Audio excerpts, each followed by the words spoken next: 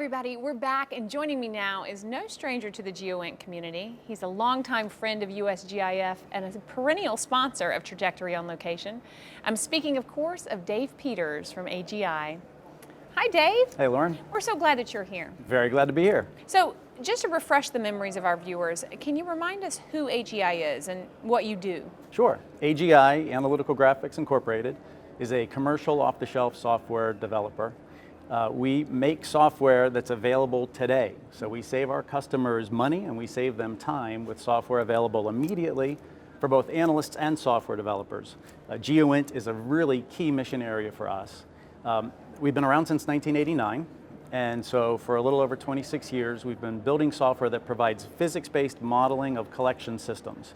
So whether it's GEOINT or SIGINT or really any int, we help model the sensors, whether they're on the Earth or whether they're attached to aircraft flying around or whether they're on satellites up in space, to provide an analysis of those sensors and a visualization of those sensors and an understanding of the mission effectiveness of those sensors, either alone or as a whole system of systems. We provide our software really in two key ways: as desktop applications. STK, we're proud of it. It's well known throughout the community. We're proud of what it does and what it allows analysts to do every day within this community. And we also provide development environments, so .NET and Java libraries for software developers that give them the algorithms of STK, but in a way that they can incorporate into their software. For example, things like analytic web services, which is very important in the GEOINT services initiatives that are going on right now. And we have examples of our development environment already in the C2S through applications built by companies like Riverside Research, and we're also a part of the IC Marketplace already. We also have something called Cesium. Now, I understand that these are exciting times for Cesium. So can you tell us a little bit more about that? Sure, yeah. In December of last year, the NGA GVS program had to come up with a recommendation for the globe. They needed a globe and a browser to replace Google Earth. What they decided on and recommended was Cesium. So we are tremendously excited about that, very happy about that. It's a huge endorsement for Cesium, and if I do say so, it's also a nice thing for our developers. It's a nice recognition for the AGI developers that are leading the Cesium effort. They're an incredibly sharp bunch of guys and ladies that put out software on a monthly basis that's growing by leaps and bounds, and so it's really exciting, and it was a nice thing to hear the NGA GVS program recognize the value of Cesium. In addition to that, right away they said, okay, now we're going to take Cesium and get it into the NGA's Map of the World program, which is a tremendously important program for NGA. So later this year, about the end of this year, you will see an upgrade of Map of the World from just a 2D display to 3D, and actually a time dynamic 3D with Cesium. So wow. we're really, really happy about that. And again, happy to be working with the GVS program on that. And they're not the only ones. So there's a lot of folks within the community, the DoD and the intelligence community, using Cesium. We're actually getting involved in market areas well beyond aerospace, thanks to Cesium. So it's a lot of fun. But to help those Cesium, the developers that are using Cesium, we have some paid products that we can provide as well, that provide additional capability on top of Cesium, again, right out of the box.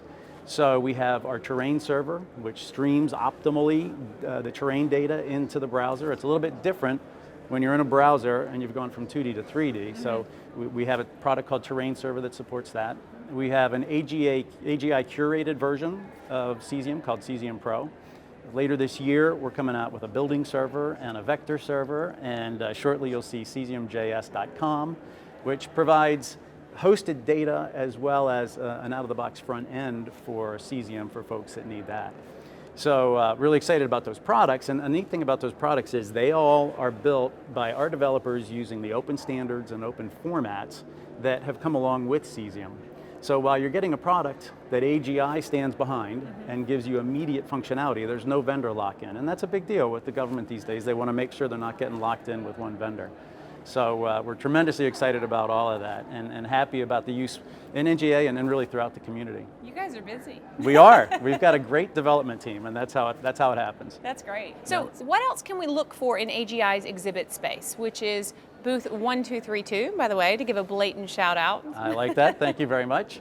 Well, we will have STK 11. Since GEOINT last year, STK version 11 was released, so STK now goes to 11. Right. I'd like to say we have Spinal Tap in the booth, but we don't. But we do have some of our super sharp engineers showing off the latest with SDK11, including things like volumetric analysis, which is really cool stuff. Major enhancements and new capabilities in our EOIR module and our aircraft modeling module, which has so much new stuff in it. We changed the name and call it Aviator Pro. Oh, yeah. We have phased array antennas for our comm and our radar modules, something people have been asking for a long time, so happy that's in there. Streaming terrain, I mentioned the terrain server for Cesium. That same terrain server can stream terrain data into SDK. And SDK 11 is now 64-bit, so better memory management. So a lot of SDK 11 stuff in the booth. Examples of web services, analytic web services built with our development environment. Riverside Research will be in our booth showing what they've built for NGA.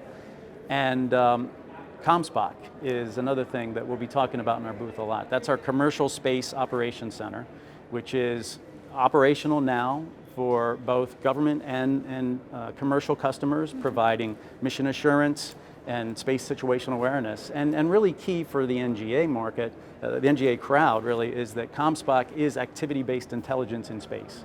So come by the booth, we can tell you all about that. Really cool stuff. One other thing, ice cream, as always. Oh. We will have ice cream. So stop by and you can grab a cup of ice cream and see everything that's going on in the booth. Oh, well, I am definitely coming by to get some ice cream.